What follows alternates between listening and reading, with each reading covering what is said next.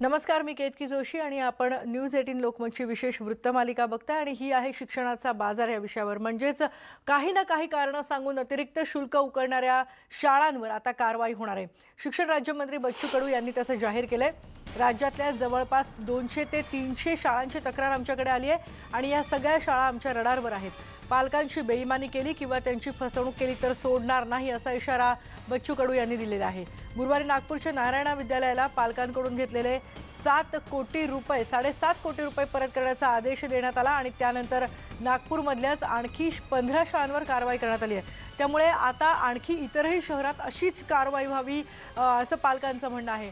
News 18 Lokmat यावरच आज विशेष वृत्तमालिका करतोय आणि महाराष्ट्रातल्या विविध शहरांमधल्या पालकांशी आम्ही संवाद साधतोय।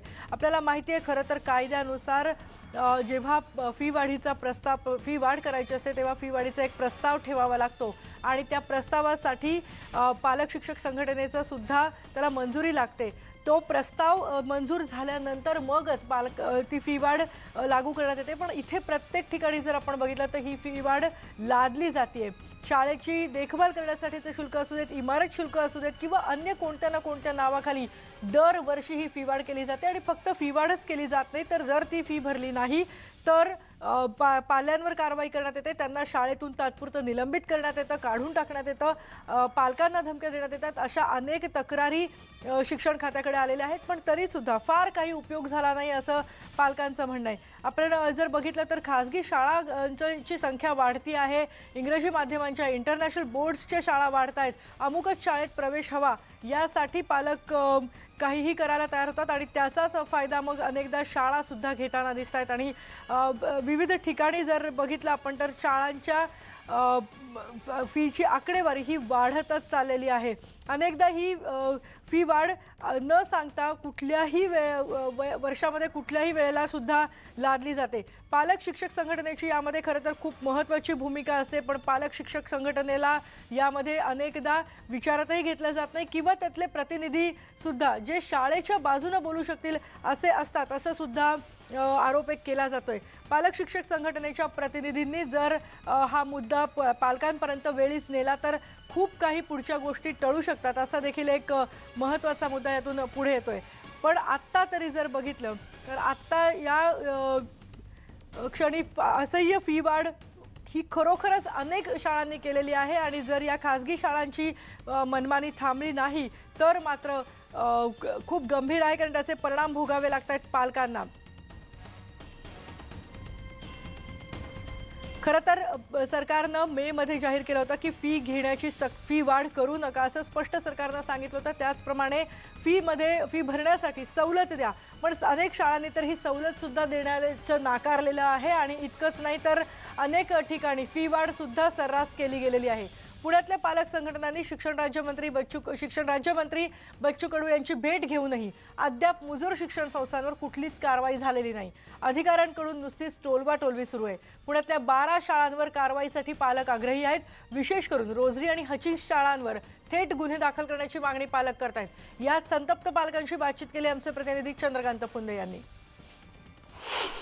नागपूर शिक्षण विभागाने मुजोर शाळांवर कारवाई सुरुवात केलेली आहे पण पुण्यामध्ये पालकांनी सातत्याने आंदोलन सुरू ठेवूनही अद्यापही या मुजोर शाळांवर कुठलीच कारवाई केली जात नाही। कारण काय सांगितलं तर अधिकाऱ्यांच्या बदल्या मग इतके दिवस अधिकारी झोपले होते का?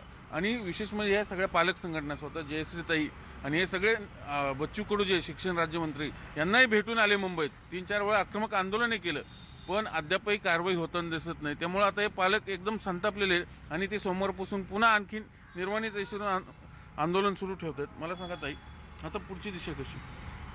पुढची दिशा आम्ही सोमवारी 2 शाळांवरती जोपर्यंत FIR दाखल होत नाही तोपर्यंत आम्ही तिथून उठणार नाहीये आणि हे जर का सहजासहजी नाही झालं तर कुठच्याही प्रकारची ॲक्शन पालकांकडून घेतल्या जाऊ शकते।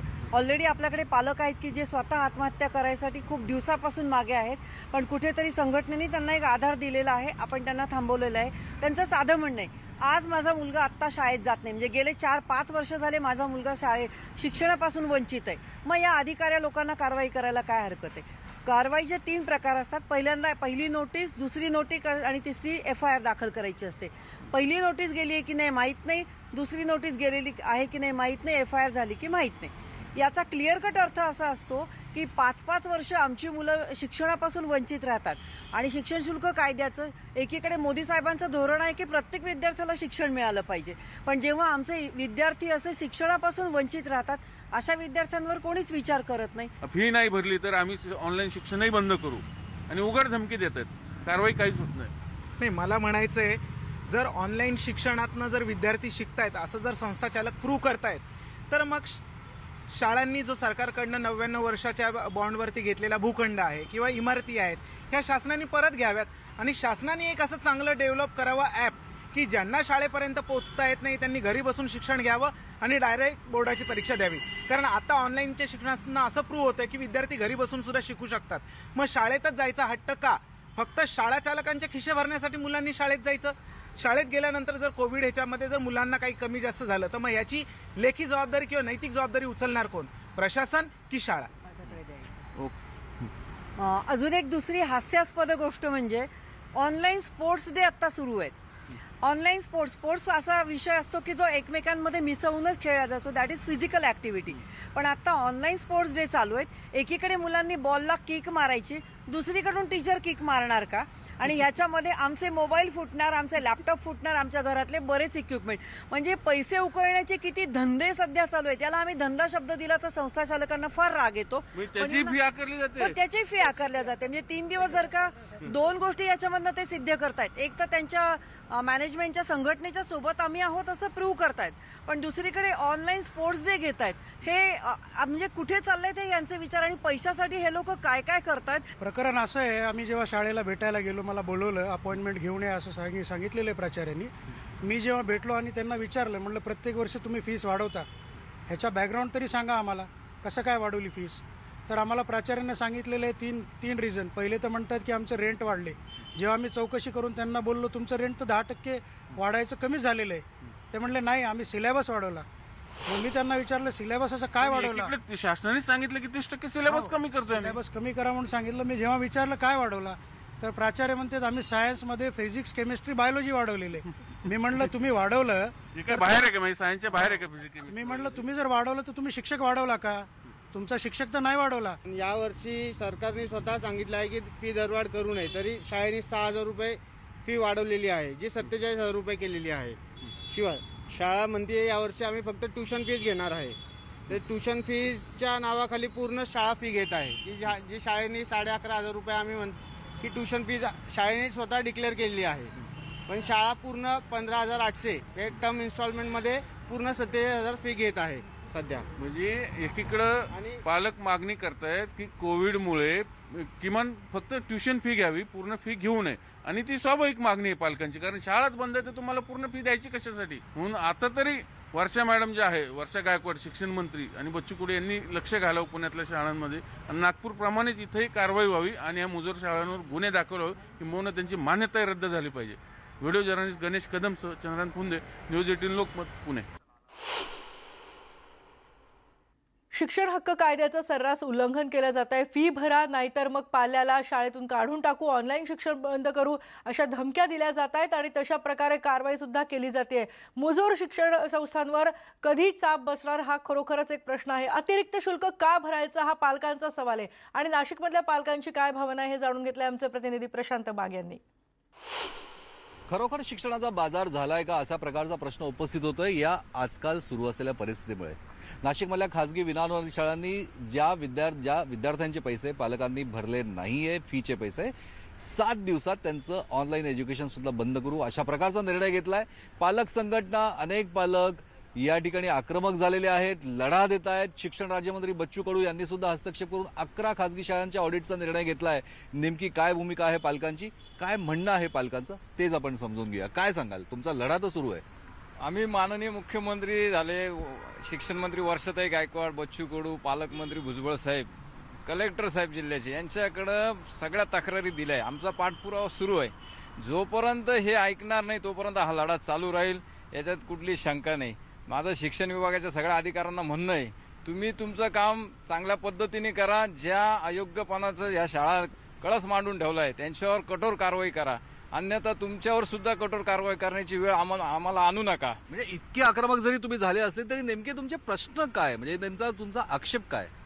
बेसिकली आमचे प्रश्न असे आहेत की आजपर्यंत ज्या काही शाळा वसुली करताय पालकांकडून त्यांनी खर्च एवढीच फक्त वसुली करायला पाहिजे.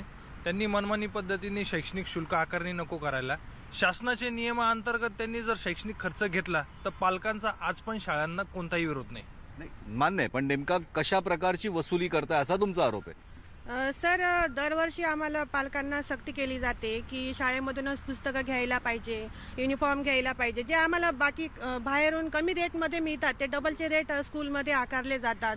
ही दरवर्षी स्कूलवाल्यांची मनमानी आहे आणि ते पालक ते बळी पडत आहे त्या गोष्टीला. तर आम्हाला ही मनमानी थांबवायची आहे आणि यावर्षी जे ऑनलाईन शिक्षण चालू केलं आहे ते ऑनलाईन शिक्षण त्यासाठी पालक फी भरायला तयार आहे, पण त्यांनी फक्त ऑनलाईन शिक्षणाचीच फी घ्यायला पाहिजे. अदरवाईज त्यांनी ॲक्टिव्हिटी जी दिली नाही आहे ती ॲक्टिव्हिटीची कोणतेच पालक फीस भरणार नाही. शाळांकडनं पूर्ण 100% फी मागितली जाते आहे की त्याच्यामध्ये काही पालकांनी तर म्हणजे ऑनलाईन शिक्षणाच्या नावाखाली सगळ्यांनी टॅब वगैरे सगळ्यांनी स्वतःचा खर्च त्यांनी केलेला आहे आणि शाळा म्हणते की त्यांना कुठल्याही प्रकारचा खर्च नसताना ते म्हणतात की आम्हाला इन्फ्रास्ट्रक्चर आहे, मेंटेनन्स आहे. पण मला सांगा, आता 7 ते 8 महिन्यापासून जर लॉकडाऊन सुरू झालं आहे तसं कुठलाही त्यांना मेंटेनन्स नाही आहे किंवा कुठलाही अतिरिक्त खर्च शाळेला पण नाही आहे, पण ते पालकांकडनं 100% फी का आकारतायत?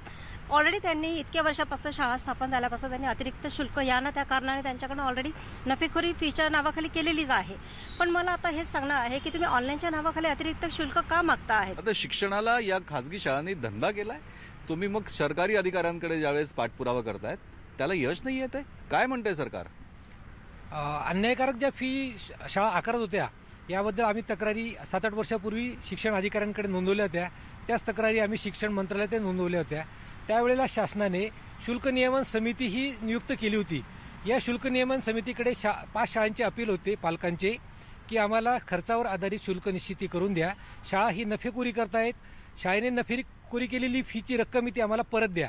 शुल्क नियमन समितीवर 6 सदस्य नेमले होते शासनाने. शुल्क नियमन समितीवर एकही अपिलावर आम्हाला निर्णय दिला नाही. एकही अपिलात निर्णय दिला नाही. नेमकं मग सरकार ही शुल्क नियमन समिती नेमून करतंय काय? शुल्क नियमन समिती नेमून मध्ये राजनोर समिती नेमली होती. त्यांनी अनेक आक्षेप याच्यावर नोंदले होते आणि त्यांनी यांना शाळेची फी परत करण्यास सांगितली होती. परंतु हाच कागदपत्र काळे करण्याचाच एक प्रकार आहे.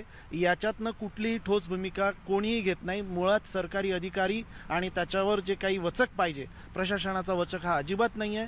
त्याच्यामुळे शाळेंची मनमानी चालली आहे आणि त्यामुळे पालक वर्षानुवर्ष या आर्थिक शोषणाला बळी पडत आहेत. शिक्षण राज्यमंत्री बच्चू कडू यांच्या हस्तक्षेपानं विदर्भातल्या काही शाळांच्या पालकांना दिलासा मिळाला. पण बच्चू कडू हे फक्त काही शहरांचे नाही तर महाराष्ट्राचे शिक्षण राज्यमंत्री आहे याची आठवण सुद्धा नाशिकचे पालक करून देत आहेत. अर्थात अपेक्षा आहे की प्रत्येकाला दिलासा मिळावा. अवाजवी आणि अवास्तव शुल्क वसुली धोरणाला सक्त विरोध केला जातोय. व्हिडिओ जर्नलिस्ट तबरेज शेखसह प्रशांत बाग, न्यूज 18 लोकमत, नाशिक. अनेक पालक फी भरायला देखील तयार आहेत, पण जी ट्युशन फी आहे तेवढीच घेतली जावी अशी त्यांची अपेक्षा. पण अतिरिक्त शुल्काचा बोजा त्यांच्यावर टाकला जातोय. अव्वाच्या सव्वा फी आकारली जाते. या सगळ्या गोष्टींचा उपयोग होत नाही. म्हणजे उदाहरणार्थ लॅबोरेटरी असेल किंवा लायब्ररी असेल किंवा कम्प्युटर रूम असेल, या कशाचाही सध्या वापर होत नाहीये. मग त्याचं शुल्क आम्ही का द्यायचं असा प्रश्न पालक विचारतायत. आणि शिक्षण विभागाच्या आदेशांना धाब्यावर बसवत अनेक शाळांकडून विद्यार्थ्यांच्या पालकांकडून अतिरिक्त शुल्क वसुली करण्यात येते.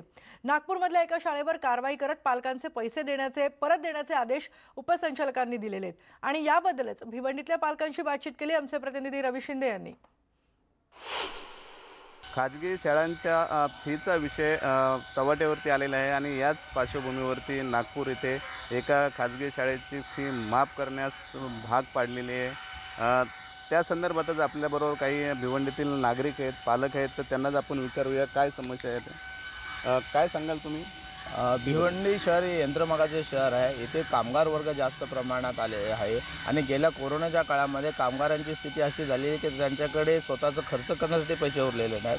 अशा परिस्थितीत जे नागपूर शहरामध्ये उपसंचालकाने जे अतिरिक्त फी माफ करण्यात आलेली आहे ती फी संपूर्ण महाराष्ट्रात माफ व्हावी आणि पालकांना या फीकडून समाधान मिळाला पाहिजे, काहीतरी सूट मिळाली पाहिजे. कारण भिवंडी शहरात फार मोठ्या प्रमाणात खाजगी शाळा या अतिरिक्त फी लावून त्यांची लूट करत आहेत.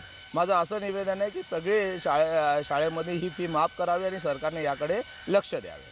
अच्छा, काय सांगाल तुम्ही, काय केलं पाहिजे म्हणजे शासनाने या फीच्या बाबतीत गंभीर विचार केला पाहिजे, जेणेकरून पालकांना कुठल्याही प्रकारचा आर्थिक नुकसान होऊ नये किंवा मानसिक त्रास होऊ नये, याबाबत शासनाने विचार करावा. अच्छा, काय सांगाल तुम्ही याबद्दल? पहले तो मैं नागपुर उपसंचालक का ये जो आदेश है इसका स्वागत करता हूं और मैं महाराष्ट्र सरकार से ये निवेदन करूंगा कि ये जो आदेश है ये पूरे महाराष्ट्र में लागू किया जाए. दूसरा निवेदन ऐसा रहेगा कि भिवंडी शहर जो है ये बार बार बोला जाता है कि ये मैनचेस्टर है, यहाँ कामगार लोग काम करने आते हैं, बहुत दूर दूर से आते हैं. और जो कोरोना की पार्श्वभूमि पर जो मज़दूर यहाँ पे आज 5-6 महीने से यहाँ थे नहीं, वो अचानक अब अपने परिवार को लेके लौट रहे हैं और उनके ऊपर ये अतिरिक्त दबाव जो स्कूल की तरफ से दिया जा रहा है, इस पर कहीं ना कहीं शासन प्रशासन और जो हमारी स्कूल संगठन है उनको भी सोचना पड़ेगा. तो मैं हमारे पालक विद्यार्थी न्याय हक समिति की तरफ से मैं इस पूरे ही प्रकरण का मैं स्वागत करता हूं और मैं उम्मीद करता हूं कि महाराष्ट्र शासन जो है ये पूरे महाराष्ट्र में, ये उपसंचालक ने जो आदेश दिया है नागपुर में, ये पूरे महाराष्ट्र में लागू हो. अच्छा, काय सांगाल तुम्ही, कशा पद्धतीने इथं पालकांची लूट होते? पालकांची लूट तर भिवंडीत खूप प्रमाणे जास्तीच वाढत चाललेली आहे. पण मी काल जी पेपरात बातमी वाचली, आपले नागपूरमध्ये जी शाळांनी फी पूर्णपणे माफी केली, ते आपल्या महाराष्ट्र आमच्या भिवंडी शहरात का लागू होत नाही, ते भिवंडी शहरात पण लागू शासनाने केला पाहिजे. आणि मी शिक्षण मंत्री आपले उद्धव साहेब जे मुख्यमंत्री आहेत महाराष्ट्र, त्यांच्याशी निवेदन करतो की त्यांनी या भिवंडी नाही पूर्ण महाराष्ट्राकडे हा लक्ष द्यावा आणि पूर्णपणे पालकांची जी आर्थिकदृष्ट्या जे कोरोनामुळे संकट आलेलं आहे, त्या संकटामध्ये अख्खी भिवंडी का अख्खा महाराष्ट्र डिस्टर्ब आहे आणि पालक फी कुठून भरतील. आज सामान्य माणसांना घर चालवायला प्रॉब्लेम झालेला आहे. हे आज कुठून घर चालवतील आणि फीचे सारखं शाळेवाले नोटिसं पाठवतात, मेंटली हॅरन्स करतात, फी भरा तुमच्या पोरांना आम्ही नापास करू. यासाठी शासनाने लक्ष द्यायला पाहिजे शिक्षण मंडळावर. आणि शिक्षण मंत्र्याशी मी निवेदन करतो की त्यांनी या महाराष्ट्र राज्य सरकारवर लक्ष देऊन पूर्णपणे पोरांची जी फी माफी केलीच पाहिजे. रवी शिंदे, न्यूज 18 लोकमत, भिवंडी. आपण बघतोय खूप महत्त्वाचा हा मुद्दा आहे की अतिरिक्त शुल्क का घेतलं जात आहे आणि ते अतिरिक्त शुल्क भरण्याची जबरदस्ती पालकांवर केली जाते. याच मुद्द्यावर आपण बोलतोय आणि नागपूरमध्ये एका शाळेवर कारवाई केली, 15 शाळांना इशारा देण्यात आलाय. तसाच राज्यात अन्य शाळांवर सुद्धा कारवाई तशीच होणार का, याबद्दलचीच ही विशेष वृत्त मोहीम आम्ही चालवतोय. यानंतर एक ब्रेक घेऊयात, ब्रेकनंतर परत भेटूयात. पहा फक्त न्यूज 18 लोकमत.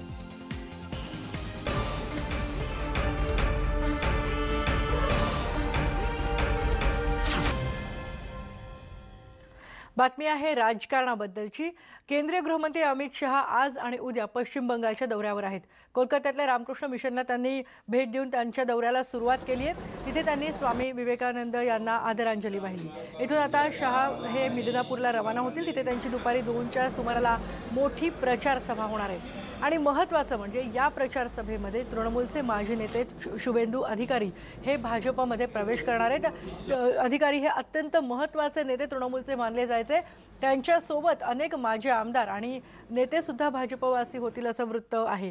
ममता बॅनर्जींच्या कारकिर्दीत त्यांना सगळ्यात मोठं आव्हान यंदा भाजपनं दिलंय. 2019च्या लोकसभा निवडणुकीत भाजपनं पश्चिम बंगालमध्ये 42 पैकी 18 जागा जिंकल्या होत्या आणि तिथूनच खरं तर भाजपच्या या मिशनची नांदी झाली होती. मे महिन्यामध्ये निवडणूक होणार आहे, पण भाजपनं मात्र आपली तयारी जोरदार सुरू केली आहे आणि त्यामुळे केंद्रीय गृहमंत्री अमित शहा हे स्वतः इथे दौऱ्यावर आलेत. याआधी भाजपचे राष्ट्रीय अध्यक्ष JP नड्डा यांनी देखील पश्चिम बंगालचा दौरा केला होता. त्यावेळेला तृणमूलच्या कार्यकर्त्यांनी त्यांच्या गाडीवर हल्ला देखील केला होता. आज यहाँ आकर स्वामी जी के जन्मस्थान पर, उनके पुरखों के पूजा स्थान पर श्रद्धांजलि स्वामी जी को दी है और एक नई चेतना यहाँ से प्राप्त कर मैं जा रहा हूँ. और मैं आज भी मानता हूँ कि स्वामी जी के विचार उस वक्त जितने प्रासंगिक थे आज भी उतने ही प्रासंगिक हैं. दुनिया को स्वामी जी के विचार की उस वक्त जितनी जरूरत थी उससे ज़्यादा जरूरत शायद आज है. और मैं इस पवित्र स्थान पर ईश्वर से यही प्रार्थना करता हूँ कि हम सबको स्वामी जी के बताए हुए रास्ते पर चलने की आशीर्वाद दे। अर्थातच आज अमित शहा काय बोलतात आणि कोणते मुद्दे मांडतात त्यांच्या या सभेमध्ये हे याकडे सगळ्यांचं लक्ष लागलेलं आहे। यानंतर पुढची बातमी बघूयात। काँग्रेस अध्यक्ष सोनिया गांधी यांनी मुख्यमंत्री उद्धव ठाकरेंना एक पत्र लिहिलंय। दलित आणि आदिवासी समाजासाठी कल्याणकारी योजनांवर राज्य सरकारचा फोकस असावा। सरकारी कंत्राट आणि प्रकल्पांमध्ये SC ST समाजासाठी आरक्षण सुरू केलं जावं हे यातले प्रमुख मुद्दे आहेत। दलित समाजाचं कल्याण हा आपल्या किमान समान कार्यक्रमातील महत्त्वाचा मुद्दा होता, याची आठवण सोनिया गांधींनी ठाकरेंना करून दिली आहे। काही दिवसांपूर्वी काँग्रेसच्या दलित नेत्यांची पक्ष नेतृत्वासोबत बैठक झाली होती। यामध्ये नितीन राऊत आणि बाळासाहेब थोरात यांच्यामध्ये वाद झाला होता आणि याच पार्श्वभूमीवर सोनियांच्या या पत्राला महत्त्व प्राप्त झालंय। आपण बघूयात सोनिया गांधींनी त्यांच्या पत्रात नेमकं काय म्हटलंय ते। त्यांनी लिहिलंय की सरकारी कंत्राट किंवा प्रकल्पांमध्ये SC आणि ST समाजाला आरक्षण सुरू करा। SC आणि ST समाजामध्ये उद्यमशीलता वाढवण्यावर भर द्या। SC ST समाजासाठी दिलेला निधी हा त्या लोकसंख्येतील त्यांच्या प्रमाणाला अनुसरून असावा। UPA सरकार आणि कर्नाटक सरकारनं असा कायदा केला होता। SC ST समाजाला मुख्य प्रवाहात आणण्यावर योजनांचा भर असावा। योजनांचा निधी त्या वर्षीच खर्च व्हावा अशी कायद्यात तरतूद असावी। विविध सरकारी विभागांमधील प्रलंबित भरती प्रक्रिया ताबडतोब सुरू करा। त्याचप्रमाणे विद्यार्थ्यांसाठी आपल्या किमान समान कार्यक्रमांची व्यवस्थित अंमलबजावणी तुम्ही कराल असा मला विश्वास आहे, असं देखील सोनिया गांधी म्हणालेले आहेत।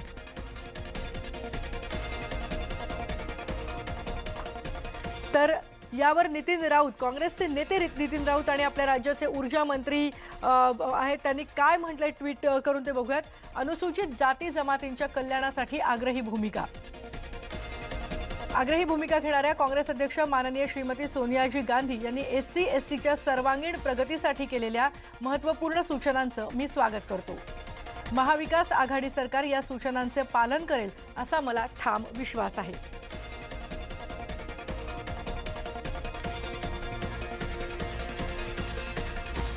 तर सोनिया गांधी यांच्या या पत्रावर खासदार संजय राऊत यांनी मात्र अतिशय सावध प्रतिक्रिया दिली। ऐकूयात ते काय म्हणालेत। मुझे मालूम नहीं उसमें क्या प्रेशर पॉलिटिक्स हो सकता है। कोई प्रेशर पॉलिटिक्स नहीं है। कांग्रेस पार्टी ने एक बात अगर रखी है और वो बात जनता के और महाराष्ट्र के इंटरेस्ट में है तो उसका स्वागत करना चाहिए। आणि या सगळ्यावर भाजपचे नेते गोपीचंद पडळकर यांनी सुद्धा प्रतिक्रिया दिली।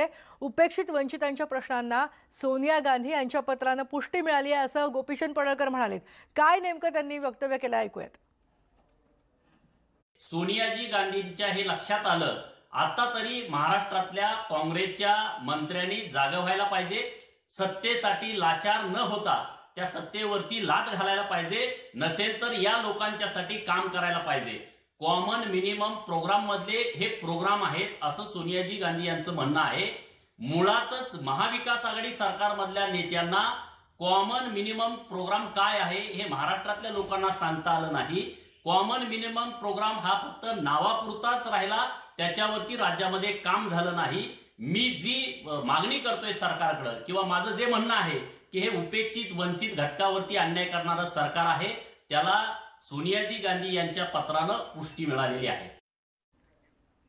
आणि शिवसेना काँग्रेसमध्ये सगळं काही आलबेल नाही अशी आता चर्चा सुरू झाली आहे।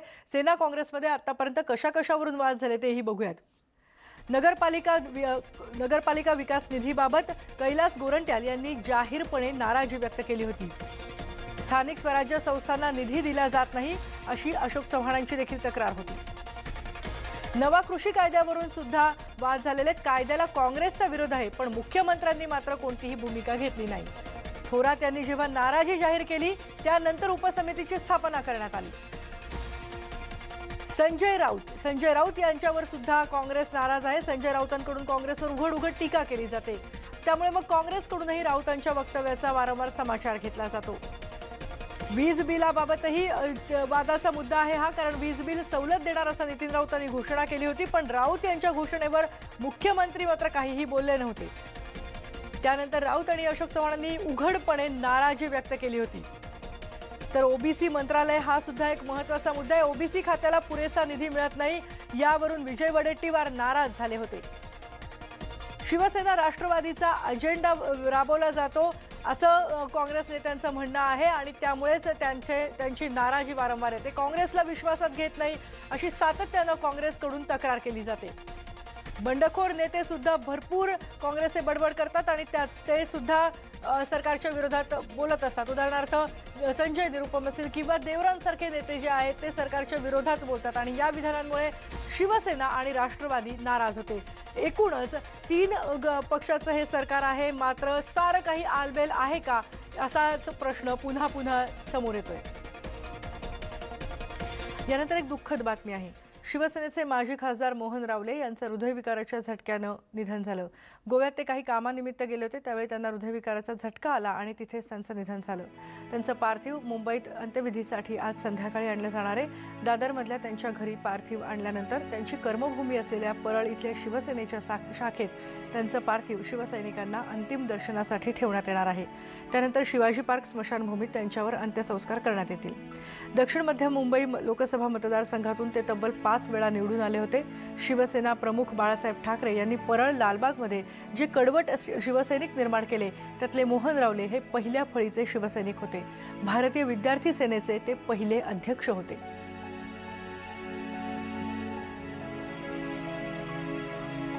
थोडक्यात परिचय बघूयात मोहन रावले यांचा. 9 डिसेंबर 1948ला मुंबईतल्या परळ भागात त्यांचा जन्म झाला.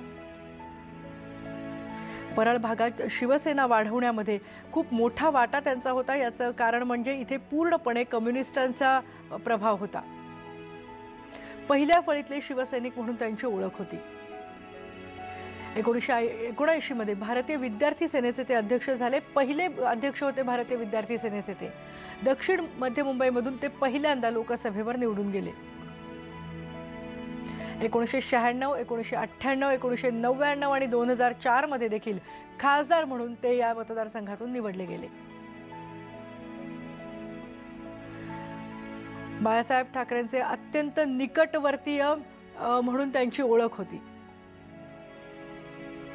2014 मध्ये तत्कालीन सेना नेतृत्वाशी त्यांचे मतभेद झाले आणि त्यानंतर त्यांनी सेनेला रामराम ठोकला.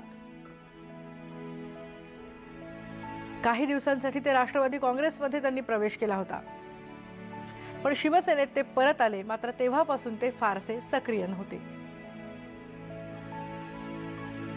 ज्यांनी मोहन रावलेंना जवळून पाहिलंय, मोहन रावले म्हणजे शिवसेनेतला एक धगधगता निखारा होता. परळ ब्रँड शिवसैनिक ज्याला आपण म्हणतो, परळ, मोहन त्या ब्रँडचा शिवसैनिक होता. मोहन रावले 5 वेळा खासदार झाले, पण त्यांना कधी कोणी मोहनराव म्हटलं नाही. तो सगळ्यांसाठी मोहनच होता शेवटपर्यंत. त्याला रस्त्यावरती कोणी हात पकडून थांबवू शकत होता असा तो तळागाळातला शिवसैनिक होता. मोहनचं जाणं हे आमच्या सगळ्यांसाठी धक्कादायक आहे. आणि यानंतर आपण या बुलेटिनमध्ये इथे एक ब्रेक घेतोय. ब्रेक नंतर बघणार आहोत आणखी काही घडामोडी. पहा फक्त न्यूज 18 लोकमत.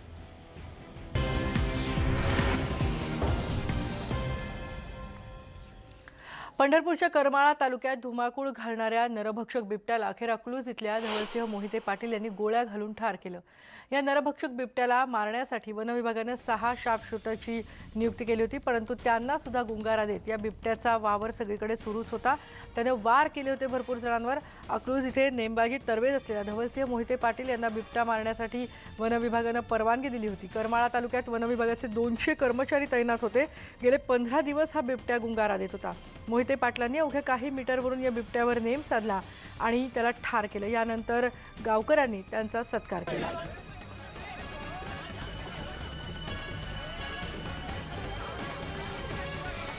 अत्यंत रोमांचकारी क्षण आज झालेला आहे. 3 जिल्ह्याला गुंगारा देऊन जो नरभक्षक बिबट्या होता तो आज अकलूजचे डॉक्टर धवलसिंह मोहिते पाटील यांनी टिपला आहे. आणि त्यांच्यासोबत म्हणजे बारामतीची जी टीम होती, हर्षवर्धन तावरे, हे सगळे आपल्या सोबत आहेत. अनेक प्रयत्न शर्तीचे करून सुद्धा हा बिबट्या आधीच्या टीम्सला किंवा फॉरेस्टचे जे प्रयत्न होते आधी डिपार्टमेंटचे, त्यांना काही यश मिळत नव्हतं. त्यामुळं आज डू ऑर डाय अशी परिस्थिती निर्माण झाली होती.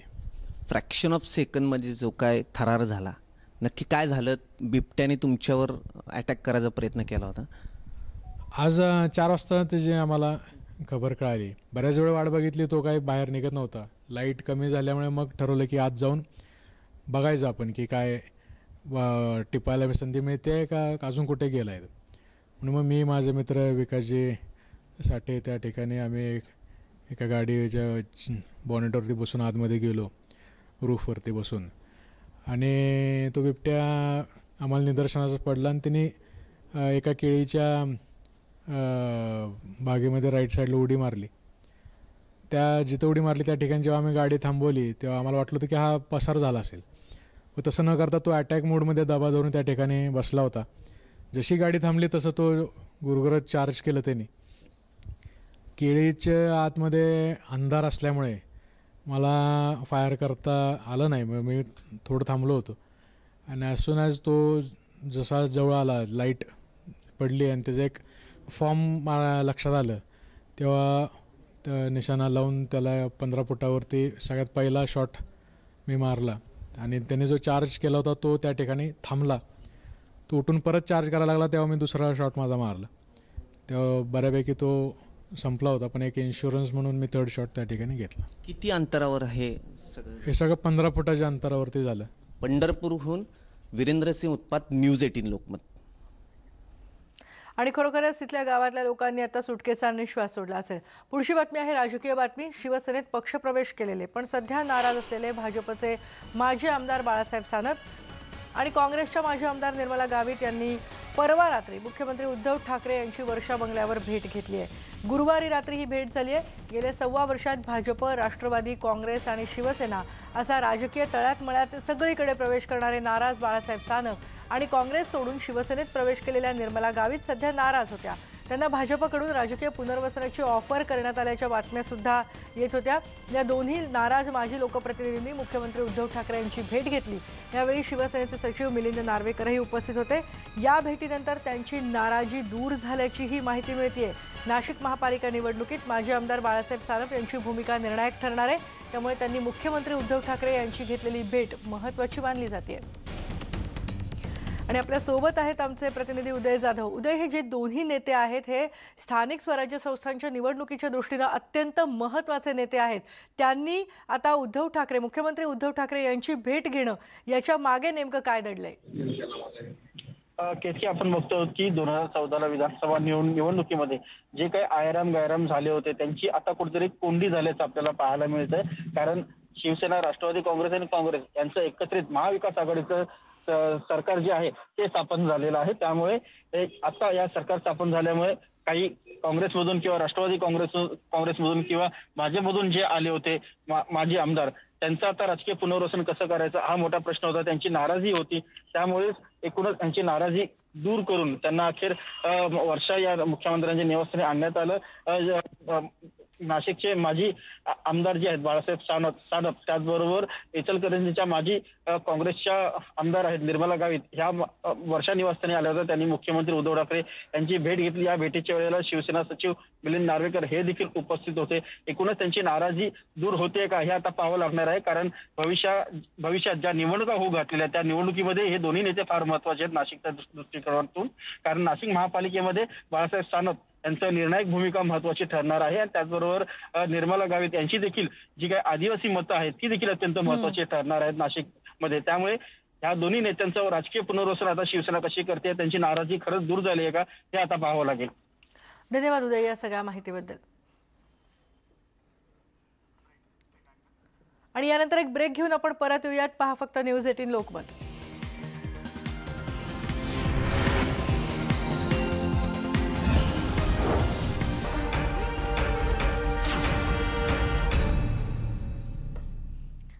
न्यूज 18 लोकमतची ही विशेष वृत्तमालिका आहे. शाळेत 1.25 फी आकारली जाते, अतिरिक्त शुल्क आकारलं जात आहे आणि याच शाळेच्या फीचा वाद आणि ऑनलाईन शिक्षण यावर औरंगाबादमधल्या पालकांच्या काय भावना आहेत याबद्दलच त्यांच्याशी बातचीत केली आमचे प्रतिनिधी सिद्धार्थ गोदाम यांनी.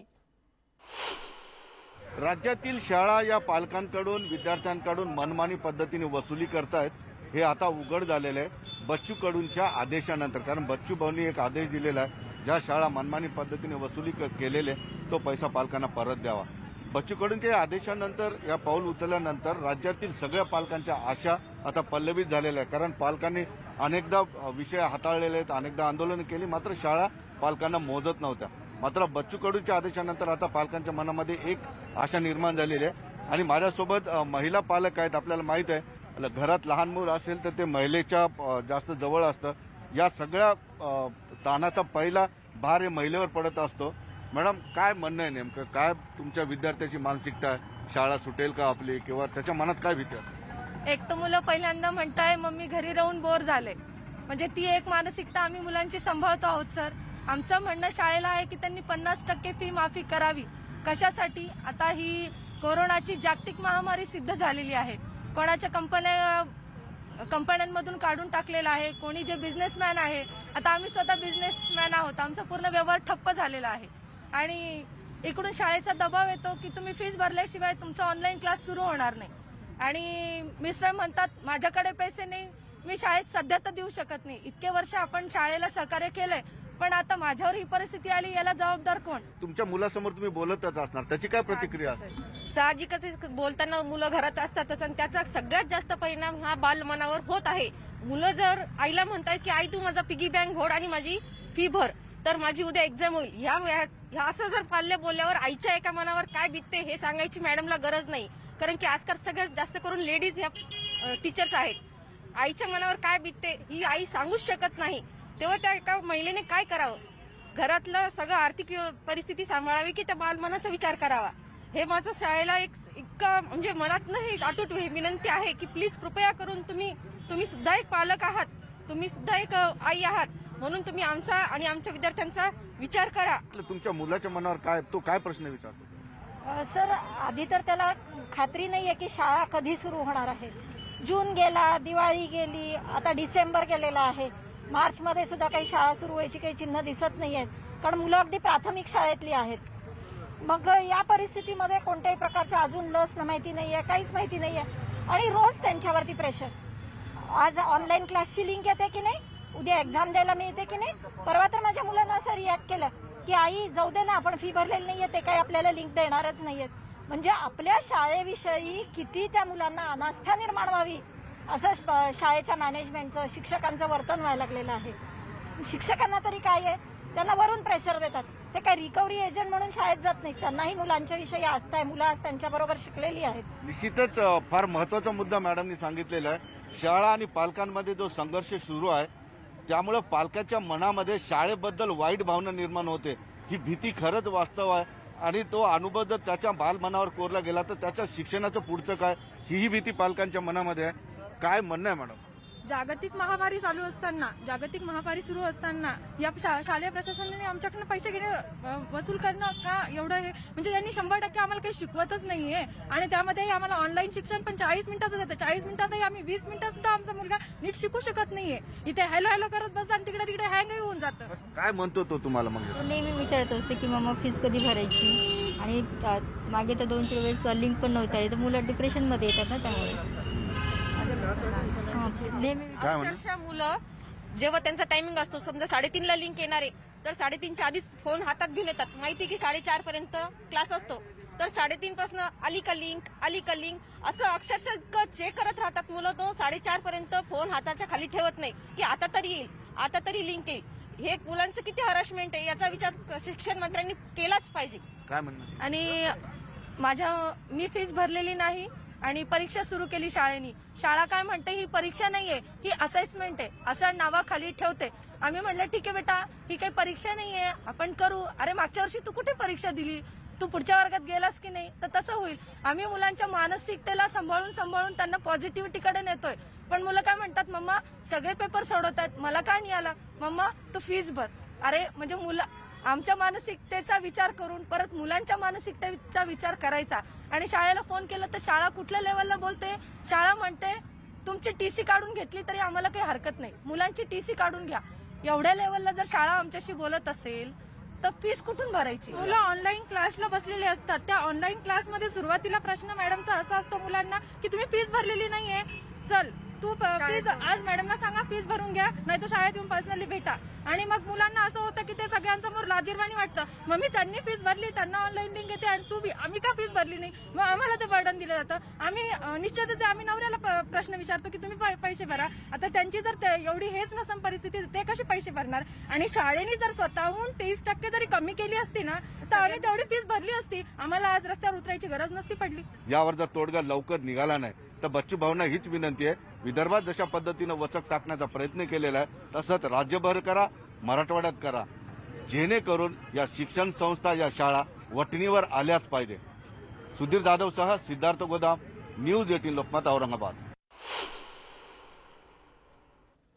अतिरिक्त शुल्क भरायला पालकांची ना आहे, त्याचा मुलांवर परिणाम होतोय. कारण शाळेकडनं वारंवार फीसाठी विचारणा केली जाते, नाहीतर ऑनलाईन शिक्षण बंद केलं जात आहे. अत्यंत मुजोरी ही वाढली आहे या खासगी शाळांची.